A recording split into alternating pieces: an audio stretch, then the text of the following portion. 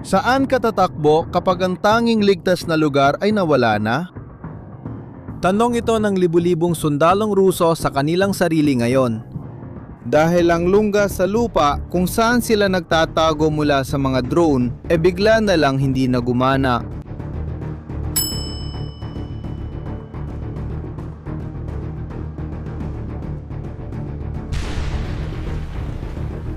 At ang dahilan ng pagbabagong ito ay isang piraso ng metal na halos barya lang ang halaga.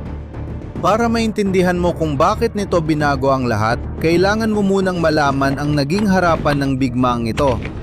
Hindi na ito isang larangan ng mga trinsera at artilyeriya gaya ng dati.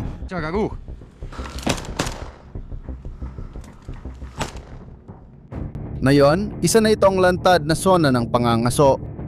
Sa ngayon, drone ang sanhi ng mahigit 80% ng mga kaswalti ng mga Ruso. Galing mismo kay Pangulong Zelensky ng Ukraine ang bilang na yan. Para makaroon ka ng ideya, 8 sa bawat 10 sundalong Ruso na namamatay dahil sa drone.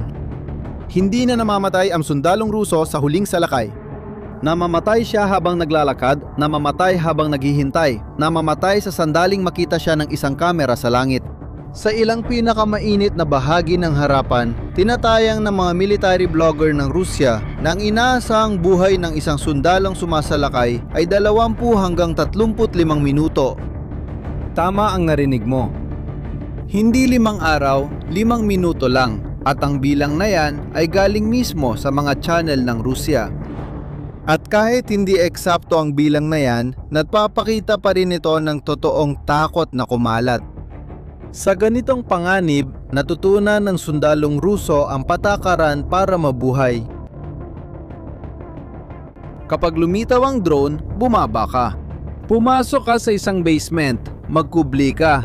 At naging ganito ang digmaan, isang napakalaking pagsisikap para magtago mula sa langit.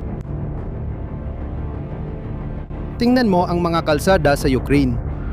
Nasa 1,000 hanggang 1,100 kilometro ng rutang logistika ang natatakpan ng tunnel na may anti-drone na lambat. Mamaberdeng lambat na nakaunat sa mga post sa magkabilang gilid ng kalsada, lumilika ng tuloy-tuloy na koridor sa ibabaw ng aspalto. Dumaan ang mga kotse at truck sa ilalim, protektado mula sa itaas.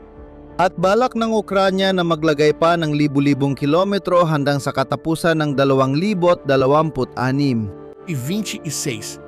Sa kabilang kanig, ginagawa rin ng mga Ruso ang pareho. Nilalagyan nila ng lambat ang kalsada. Nagtatago sila sa mga basement sa baryo at nananalangin na huwag makita ng kamera sa langit. Gumagawa sila ng mga bunker na may bubong na gawa sa mga troso at mahigit 30 sentimetro ng lupa sa ibabaw para sumipsip ng mga shrapnel at alon ng pagsabog. Ang lupa na ang naging huling depensa. Sa ilalim nito, ligtas ang sundalo. At gumagana ito, yun ang mahalaga. Matagal nang epektibo ang pagpunta sa ilalim ng lupa. Hindi dahil hindi masisira ang silungan, kundi dahil mahal butasin ito. Isipin mo kung paano hinaharap ng Ukraine ang isang basement na puno ng mga kalaban. Ganito ang ginagawa niya, nagpapadala siya ng isang drone, tapos isa pa. Paulit-ulit na suntok sa isang lugar, sinusubukang gumawa ng crater hanggang mabutas ang kisame.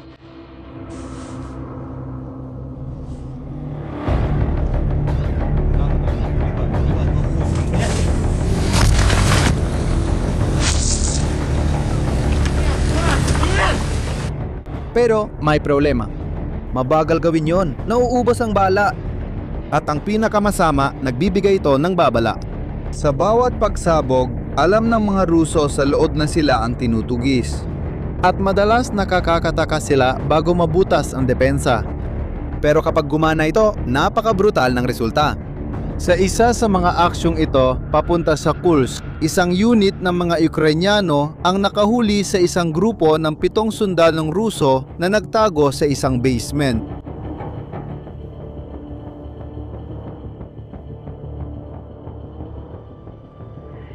Sunod-sunod na atake, patuloy na inatake ng mga drone ng kanilang posisyon. Sa 7 pumasok, wala ni isa ang nakalabas. Pero tingnan mo ang kapalit, kinailangan pa nilang hanapin ang basement na yon, gumasto sa drones at sinuwerte silang walang nakatakas habang umatake.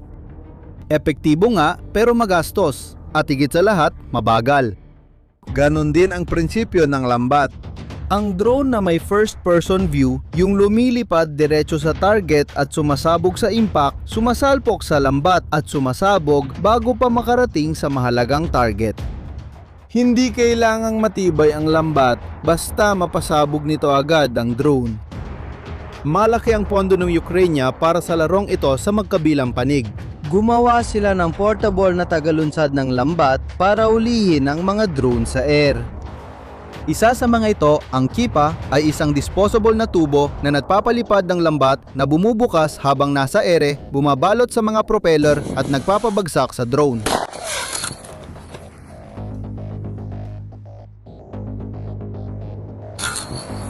Isa pa, ang Tasca ay napapalipad ng lambat na 4 na metro kada 4 na metro hanggang 30 metro ang layo. Mga simpleng solusyon, mura para sa isang problema na hindi kayang lutasin ng electronic warfare. Pero pansinin ninyo kung ano ang pagkakapareho ng lahat ng depensang ito. Lambat, basement, bunker na gawa sa lupa. Epektibo lang ang mga ito sa isang bagay. Ang drone ay sasabog lang kapag tinamaan ang target. Kapag inalis mo yan sa ekwasyon, sabay-sabay na mawawalan ng silbi ang lahat ng iyon. Katatanggal lang ng Ukrainian. May mga larawang kumakalat sa Russian channels tungkol sa bagong drone bomb. At sobrang simple nito na parang improvisado lang. Isa itong karaniwang bomba, yung tipong inihuhulog ng kahit anong mabigat na drone, pero may isang pagkakaiba.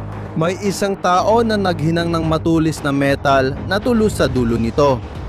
Yung tipong tulos na makikita mo sa base ng post ng bakod. Hindi mo kailangan maging eksperto para maintindihan ito. Ang dulo ay tumutusok. Tinutuhog nito ang lambat. Pinuputol ang pinto ng basement at tinutusok ang lupa ng bunker. At heto na ang ikalawang bahagi. Ang talagang mahalaga. Hindi sumabog ang bomba sa impact. Mayroon itong ispuletang may pagkaantala. Pumapasok muna ito. At sumasabog pagkatapos. Sa loob, kung saan akala ng sundalo ay ligtas siya. At kung iniisip mong kailangan mo ng makabagong teknolohiya para dito, hayaan mong ipakita ko sa iyo ang mga numero. Dahil sinuri ng magazine na Forbes ang mga magagamit na larawan. Tinatayang ito ay isang bomba na may bigat na mga 11 kilo. Ibinagsak mula sa ilang daang metro ang taas. Kayang tumagos sa higit 30 sentimetrong matigas na lupa. Mahigit 1 metrong malambot na lupa bago sumabog. Mukhang hinang ang dulo gamit ang kamay, gamit ang mas makapal na metal kaysa sa karaniwang tulos ng tolda. Ibig sabihin, may isang tao sa isang paggawaan na kumuha ng piraso ng bakal at ginawa itong pambutas ng bunker. At dito napapasok ang nakakaintrigang bahagi. Ang ideya sa likod ng bombang ito ay hindi naman bago. May mga bomba na tumatagos na halos 1 siglo nang umiiral.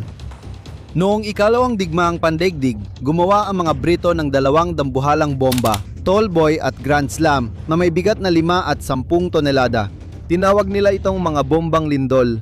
Pagkaraan ng mga dekada, dinala pa ito sa sukdulan ng Estados Unidos gamit ang halimaw na may bigat na 14,000 kilo, na kayang bumaon ng ilang dosenang metro sa lupa bago sumabog. Ngayon, ikumpara mo. Sa isang panig, mga bumbang tonelada ang bigat.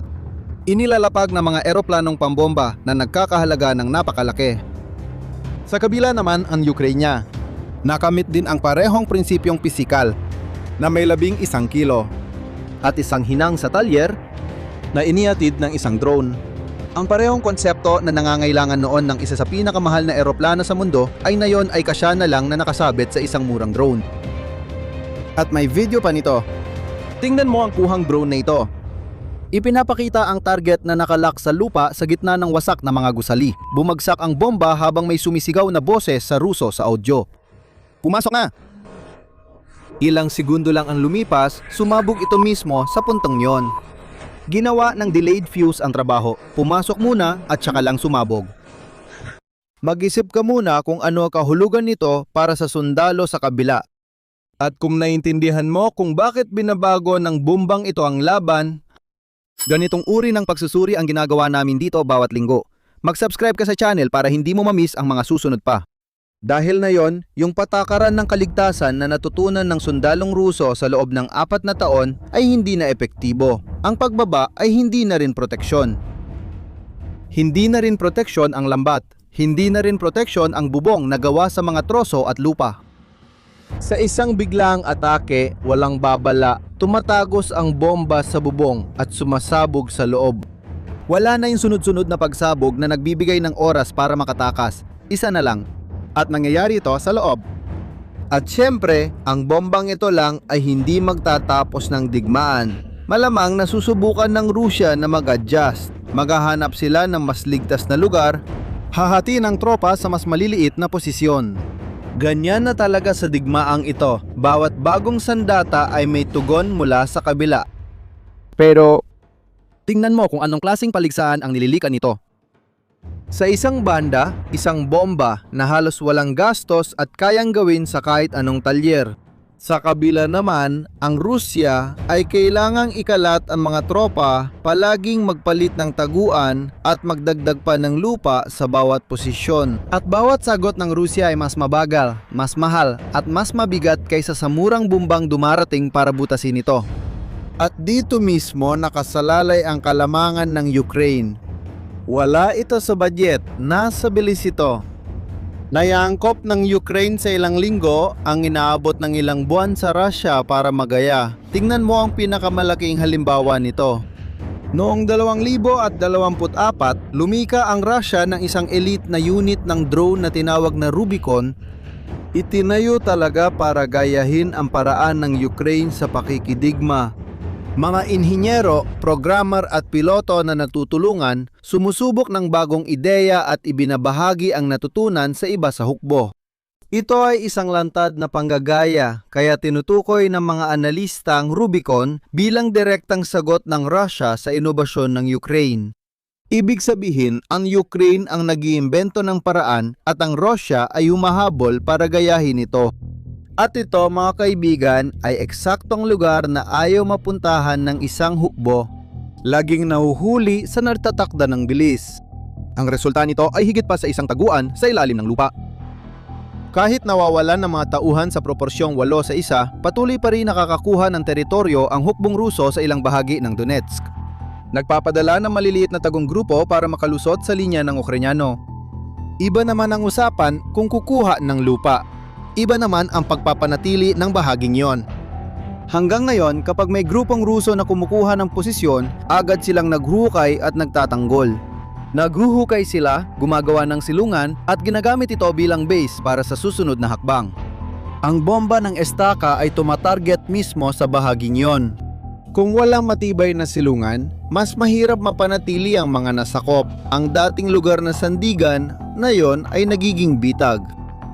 At ang epekto nito ay di lang sa linya ng labanan. Ang bombang kayang butasin ang bunker ay kaya ring butasin ang iba pang sinubukang patibayin ng Rusya, mga imbakan ng bala, mga terminal ng langis at mga pinalakas na command post. Ang mga target na nakakatagal laban sa karaniwang drone ay maaaring hindi kayanin ng isang tumatagos na bomba na sumasabog mula sa loob. Ayon sa mga ulat, nagsimula na raw gumawa ng mga bombang ito ng maramihan ng Ukraina. Bumalik tayo sa unang tanong. Saan ka pupunta kung nawala na ang nag-iisang ligtas na lugar? Para sa sundalong Ruso sa linya ng labanan, ang sagot sa ngayon ay nakakatakot. Wala kang matatakbuhan. Pero ang mas mahalagang punto ay ito, at ito ang nagpapakaiba sa digmaang ito kumpara sa lahat ng iba pa. Walang permanenteng depensa dito. Walang pader, walang lambat, walang bangkar ang tumatagal ng higit sa ilang linggo bago lumitaw ang murang at simpleng bagay na bubutas sa mga ito. Hindi katapusan ang bomba ng estaka ng karerang ito. Ito lang ang pinakabagong galaw. At ang bilis na ito ang kakayahang gawing sandata ang isang piraso ng bakal na kayang sirain ang kanlungan ng kalaban, ang patuloy na humuhubog sa takbo ng pinakamalaking digmaan sa Europa sa loob ng maraming henerasyon. Ang tanong na natitira ay ito, sa isang digmaan kung saan walang depensa ang tumatagal, sino ang magwawagi sa huli? Sino ang gumagawa ng pinakamataas na pader? Sino ang mas mabilis mag-imbento ng paraan para pabagsakin ang mga iyon? Para malaman ang takbo ng karerang ito, mag-subscribe sa channel. Sinusubaybayan namin bawat bagong kabanata ng kwentong ito. Salamat sa panonood, hanggang sa susunod.